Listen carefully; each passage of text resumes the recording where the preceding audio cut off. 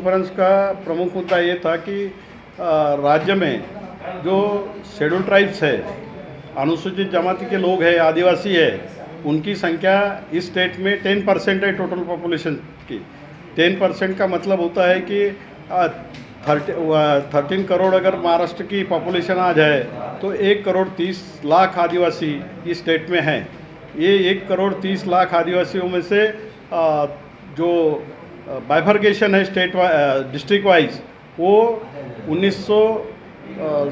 1976 के बाद में शेड्यूल ट्राइब्स के फैसिलिटीज़ को पात्र होने वाले आदिवासी, वो 1950 को schedule caste schedule tribes order 1950 जो कॉन्स्टिट्यूशनल ऑर्डर है, वो ऑर्डर के तहत यहाँ पे मिलने वाली फैसिलिटीज जिनको मिली है वो 30 लाख आदिवासी। ये 30 लाख आदिवासी जिनको कंटिन्यू 1950 से आज तक शेड्यूल ट्राइब की फैसिलिटी मिली है, वो उनको ऐसा लगता कि 1976 में जो schedule caste schedule tribes amendment order parliament ने पास की और उसके तहत जो यूनिट इसके पहले था स्टेट में, या 10 तालुका में जो रहते होंगे उनको ही मिलेगा या 20 तालुका में जो रहते होंगे उनको ही मिलेगा, तो पार्लियामेंट ने ये गलत जो कानून था वो रद्द करके यहाँ पे 1976 को schedule caste schedule tribes amendment act करके पूरे स्टेट का एक यूनिट पकड़ा। और स्टेट में वो ट्राइबल कम्युनिटी का, ट्राइबल फैमिली का आदमी अगर पेट भरने के लिए किधर भी जाता है तो उसको वो फैसिलिटी मिलनी चाहिए, ऐसा वो कानून था। उसके तहत स्टेट में निधि का जो वितरण है, यहाँ के फंड्स का जो वितरण है, वो यहाँ पे संख्या के आधार पर दिया जाता है। या यहाँ पे जो पंचायत से लेके तो पार्लियामेंट तक जो भी कॉन्स्टिट्यूएंसीज है, रिजर्व कॉन्स्टिट्यूएंसीज है जो शेड्यूल ट्राइब के लिए है, वो भी यहाँ पे उनके पॉपुलेशन के तहत रिजर्व किया गया है।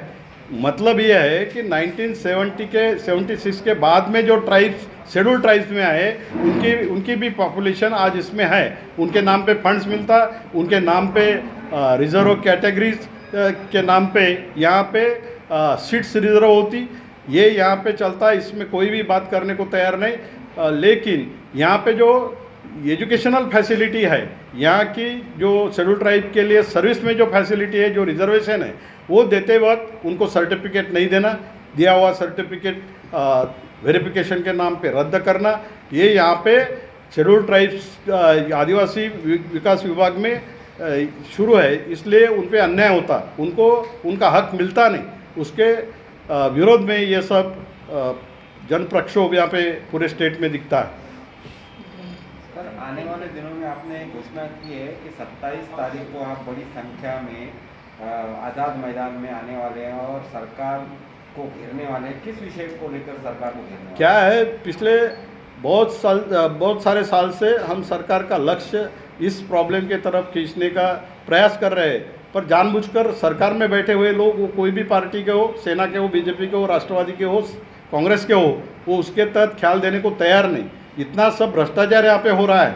2004 से 2009 के बीच में 5 साल में शासन ने, महाराष्ट्र शासन ने नियुक्त की हुई न्यायमूर्ति गायकवाड़ समिति ने 6,500 करोड़ का भ्रष्टाचार यहाँ पे गवर्नमेंट के सामने पेश किया है और उनको बताया है कि ये भ्रष्टाचार ऐसा ऐसा किया है, इन लोगों ने किया है। अभी तक उनके ऊपर कार्रवाई नहीं। इसका मतलब ये नहीं है कि 4 के पहले भ्रष्टाचार नहीं था और 9 के बाद में वो डिपार्टमेंट में भ्रष्टाचार नहीं हो रहा। भ्रष्टाचार कंटिन्यूटी में है। अगर तुम कार्रवाई नहीं करेंगे तो भ्रष्टाचार होगा।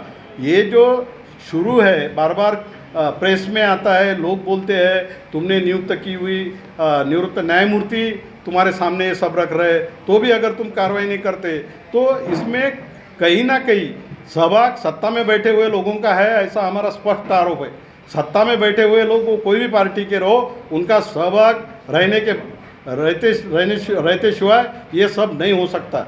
इसलिए हमारी मांग ये है कि ऐसे जो कोई भ्रष्ट लोग हैं तो उनके ऊपर कार्रवाई होनी चाहिए।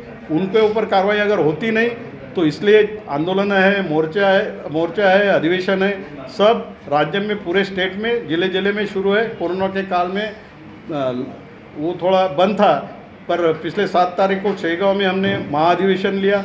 35 जमाती जो है, 35 शेड्यूल ट्राइब की जमाती जो है, वो जमाती के प्रतिनिधि वहाँ पे इकट्ठा हुए। 45 शेड्यूल ट्राइब की जमाती महाराष्ट्र में है, उसमें से 35 जमाती पे अन्याय हो रहा है। 35 जमाती के प्रतिनिधि वहाँ पे हाजिर थे। 10-1 हज़ार के 10,000 तक वहाँ पे प्रतिनिधि उपस्थित थे। वो महाअधिवेशन में हमने कांग्रेस के आमदार बुलाए, राष्ट्रवादी के बुलाए, सेना के बुलाए, बीजेपी के बुलाए, मंत्री बुलाए, यहाँ पे पक्ष के प्रमुख बुलाए, वो सब लोग वहाँ पे आए और उन्होंने बोला कि इतना हमको मालूम नहीं, इतना यहाँ पे हो रहा है ये विभाग में। क्योंकि आदिवासी विकास बोले तो दुर्बल घटकों का विभाग, उसमें क्या होता होगा, कोई वहाँ पे ख्याल देने को तैयार नहीं और उनका जैसा जी चाहे उस तरह का भ्रष्टाचार शुरू है। हमने बोला कि अब ये अधिवेशन में तुमने कुछ भी नहीं किया तो हम वहाँ पे अगला कार्यक्रम तुम्हारे विरोध में कोई भी पार्टी का रहो, लोक प्रतिनिधि अगर मुंह को पट्टी बांध के ये प्रॉब्लम पे कुछ बोलने को तैयार नहीं, इसका मतलब स्पष्ट है कि उसको भी उसमें का वाटा मिल रहा है या वो भी डायरेक्टली उसमें इन्वॉल्व है। मेरा तो यहाँ तक आरोप है कि मालिक अगर इन्वॉल्व नहीं होगा तो चोर कहाँ तक चोरी करेगा। बार बार हम बोल रहे हैं कि इसने चोरी की, ये सीसीटीवी फुटेज देख लो, ये आदमी चोरी कर रहा है, ये दिख रहा, तो भी तुम बोलते कुछ बोलने को तैयार नहीं थे। इसका दूसरा मतलब क्या होता?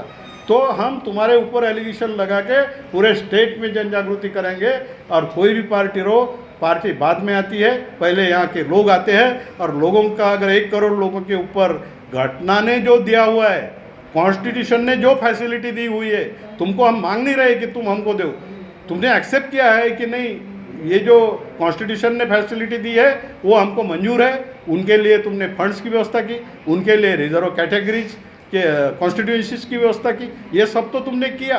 पर सर्विस में या एजुकेशन में जो शेड्यूल ट्राइब की फैसिलिटी मिलनी चाहिए उसके लिए कास्ट सर्टिफिकेट देते नहीं, कास्ट सर्टिफिकेट देते नहीं, दिया हुआ कास्ट सर्टिफिकेट स्क्रूटिनी के नाम पे रद्द किया जाता। और वो करने वाले कौन है? कायदा करने वाला तुम्हारा आदिवासी विकास विभाग, एक्शन लेने वाला तुम्हारा आदिवासी विकास विभाग। क्यों जुडिशरी के अंडर में क्यों नहीं देते?